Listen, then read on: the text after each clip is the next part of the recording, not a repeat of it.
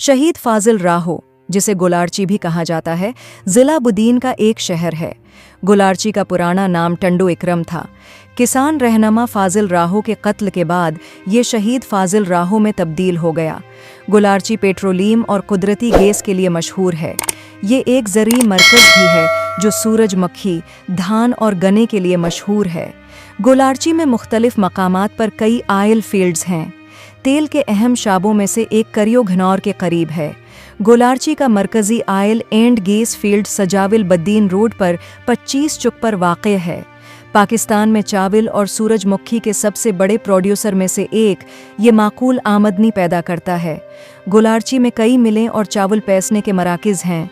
गोलार्ची में चावल की 120 से ज़्यादा मिलें हैं, जिनमें गैरिब्सन प्राइवेट लिमिटेड भी शामिल है। लिमिटेड पाकिस्तान का सबसे बड़ा चावल बरामद करनेंदा